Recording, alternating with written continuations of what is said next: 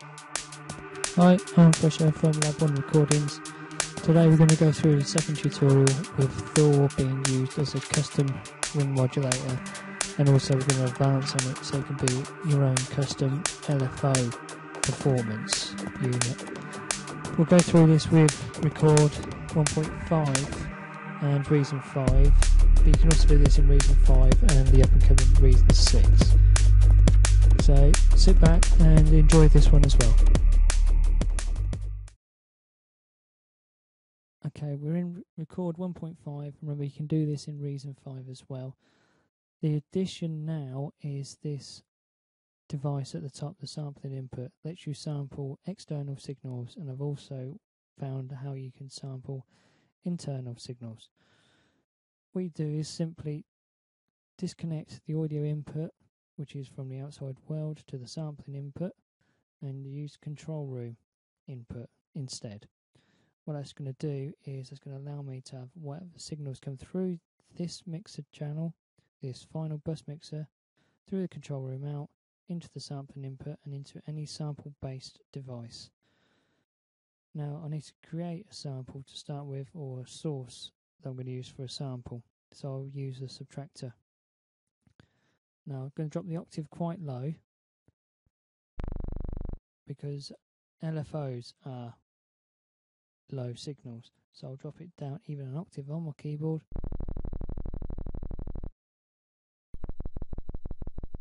until you get a very low sound, like it's clicking. And what it actually is doing is running through the saw wave how it would sound through a speaker, which is right.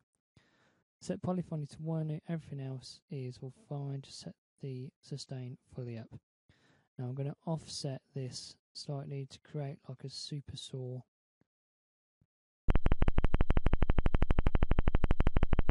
And it beats in and out of time. Now that's set up, I'm going to set up a combinator, and I'm going to have my NNXT as my source for the LFO, and I will create a THOR as well, which is going to convert my audio to CV. Now what I'll do is I'll quickly rewire this up so it's all pretty much ready. I don't need any output from this combinator, so I'll get rid of that mix channel. I'll use the audio output of the NXT to the audio in 1, and what I'm now going to do is I'm just going to configure up THOR so it's all ready to convert my audio to a MIDI CV. No oscillators, they're all blank, no routing, no filters, shaper, set to rectify, full drive, and now set up the modulation matrix. Slot 1 is audio input 1, 100%, destination to filter 1, audio input. Audio can be straight into here.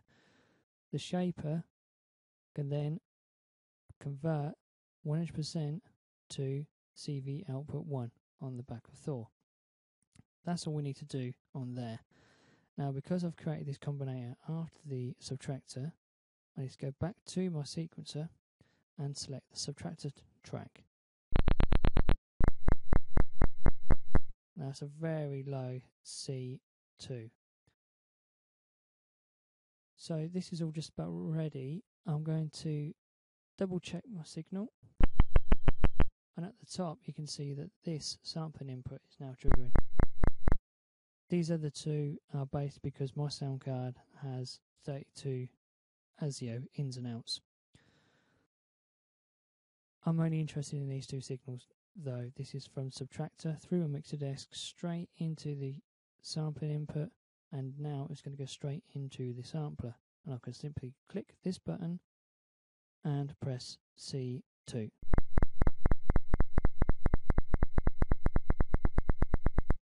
And now I'll edit, and that's literally what that sample has just done. So this is more interesting for me, this small 4-bar or 4-beat loop that's going on there. So I like the way that looks, and so I'll crop it, normalize it. And by the way, this is all inside Reason 5 and Record 1.5, it's the new sample editor. Super SAW LFO. And what I'm going to do is, this is going to be my signal for my LFO shape. Got it on retrig. I need to just double check something else. Make sure that you've got your loop on and it's set to the right point, start and end. Once it's done, just save. And these points on here will show you exactly how it's working. You can change the loop play so it's forward backwards if you wanted to. So now that's all ready. I no longer need this subtractor. It's not going to serve any purpose to me. So I'll create a new combinator, because the combinators can show you what device is being affected by what control. So I'll create a subtractor. Again, that very simple SAW wave. I'll leave filter as it is. Envelope up. So we get a nice sounding chord. Now I just need to route CV1 out to rotary 1. Now that is going to send audio from NXT to the THOR. THOR's going to convert it, send a CV out. But how do we trigger? I found that you can use a trigger from subtractor itself. Use one of the modulation or the filter envelopes, but make sure it's turned fully up. Now that is going to, when I play this, that is now triggering these notes on here. As you can see, it's actually triggered it. Now from there I need to configure what control the CV in rotary 1 is going to go to. So open the programmer, select subtractor, rotary 1, let's go for filter frequency. Now I'll press a note. And you see it's quite fast in motion, but it's not going up at full range. So I've just literally turned the sample up, which is the same as turning up the CV. Range is still not quite right. So let's turn up another trim pot. Now let's get in a bit further. The rotary 1 sets the midpoint or the 0 point. As you can see, it's jumping quite low, but it's not loud enough still. So what do? Okay, well, we can drop velocity level. Velocity should have no impact on it anyway, but I just want to make sure. I will crank the level of this sample all the way up. I've already normalised it. I'll drop the envelopes down. Everything else is all fine. That should all work, no problem at all. Now when I press a note, see how it jumps about like that, like a mad nut. But something's still not quite right because it's jumping around too much. Just to show for this example.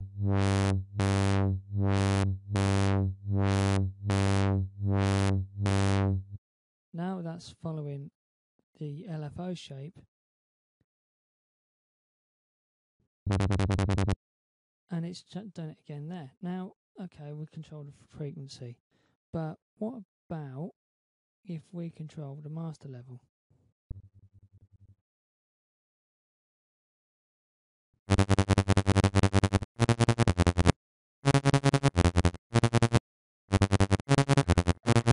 Okay, so this is what amplitude modification is. It's changing the level of volume, the amplitude of the signal, using another source to control it, which is our SAW wave, or our super SAW LFO. And as you can see, we've got it drops down to 0. That's the lowest it will go. Okay, so now we want to do it with pitch. So I found the easiest way to do this, instead of using semitones or fine tunes, go for performance and pitch bend.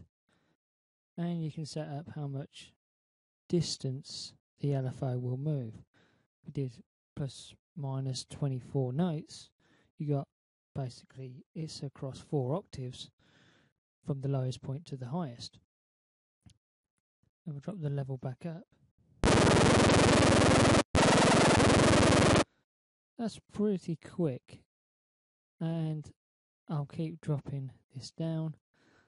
Now another quick note is that E3, I'll put this up to the note, E3 is where the CV triggers from. So if I put this here, that tells me that E3 is going to be where my gate triggers the LFO. That way I know that E2 is half the speed, E1 is half the speed again, E0 is half again. But because of where it's triggering, it's obviously gone up in octaves. So to go slower, you have to go the opposite way. E4, you start to go slower LFOs.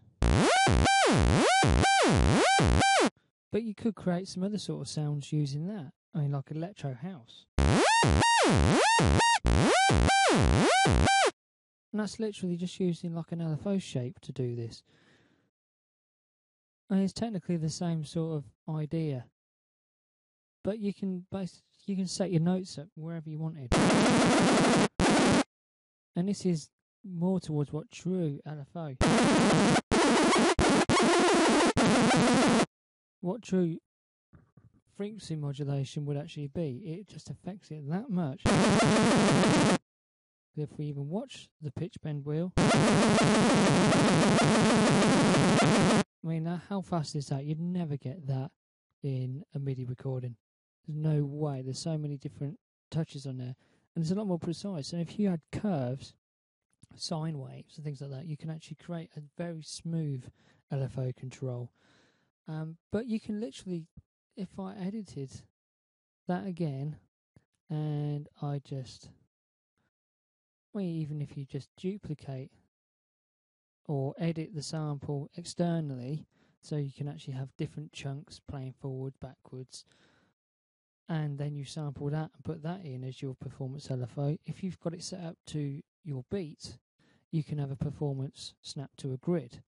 Now you have to be careful obviously if you're changing BPMs, because then obviously your LFO goes out of sync again, and it's good to a certain extent. You do need to have a bit of an understanding of how long your sections are.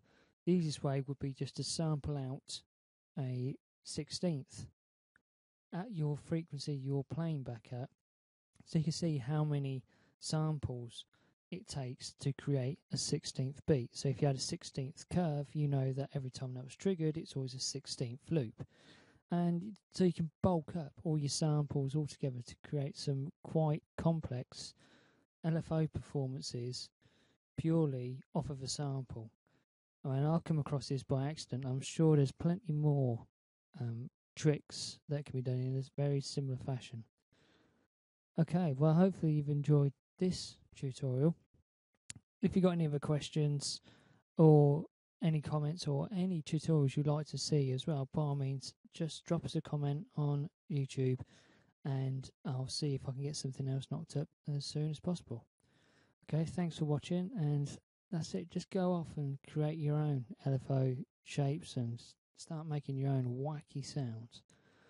But I hope you definitely enjoyed this one, and this hopefully closes off the continuation from the previous one. I just love these sounds.